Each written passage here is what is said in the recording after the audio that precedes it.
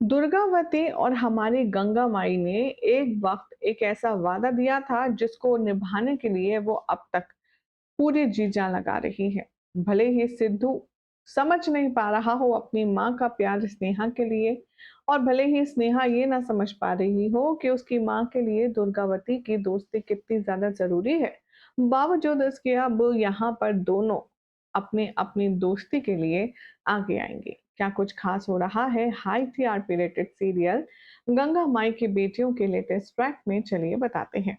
सबसे पहले चैनल पर अगर नए हैं तो सब्सक्राइब कर लीजिए, नोटिफिकेशन बेल दबाएं और इस वीडियो को लाइक और शेयर करना बिल्कुल भी ना भूलें।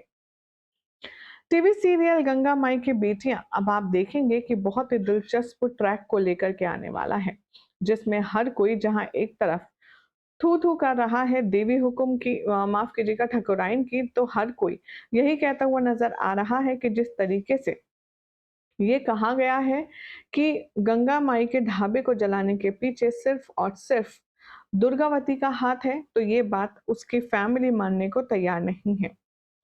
हर कोई अब यहाँ पर दुर्गावती को बायकॉट करने की बात करेगा। हर कोई दुर्गावती को कहेगा कि ये पूजा पाठ का ढोंग करती है, ये सब कुछ सिर्फ एक झूठी कहानियां हैं जो ये अच्छा होने का बनाती हैं।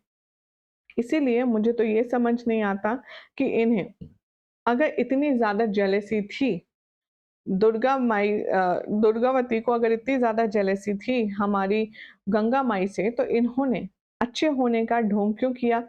अच्छे होने का मुखौटा क्यों पहना? अब सिद्धू तो कुछ भी कहेगा, तो उसकी बात तो मानी नहीं जाएगी क्योंकि वो तो बेटा है दुर्गावती का।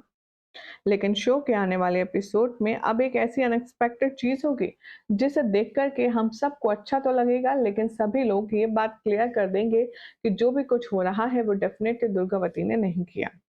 दरअसल मंदिर में दुर्गावती पूजा करने के लिए पहुंचेगी, जहां पर जो गांव के लोग हैं वो दुर्गावती को मंदिर में एंटर करने नहीं देंगे और ना ही पूजा में पार्टिसिपेट करने देंगे। तभी वहां पर अपनी टूटी गिरी पड़ी हालत में आने वाली है गंगा माई पूजा करने के लिए, और सोनी फौरन कॉल करके स्नेहा को कॉल करके बताएगी और कहेगी, जीजी आप कहाँ हो, जल्दी आओ, माँ आई है मंदिर में पूजा करने और वहां पर ठकुराइन भी है। अब ये बात सुनकर के स्नेहा बहुत ज्यादा घबराएगी। वो फौरन ऑटो वाले से कहेगी कि भैया आप यू टर्न लीजिए और जल्द से जल्द हमें मंदिर पहुंचाइए। यहाँ मंदिर में सभी लोग जोर जोर से विरोध कर रहे होंगे दुर्गावती और उनकी पूजा करने की पद्धति का। जहाँ कुछ लोग ये कहते हुए नजर आएंगे कि ढोंगी हो आप, ढोंग करते हो अच्छे होने का, पूजा पाठ करने का। तो ये बात सुनकर के अब गंगा चुप नहीं रहने वाली।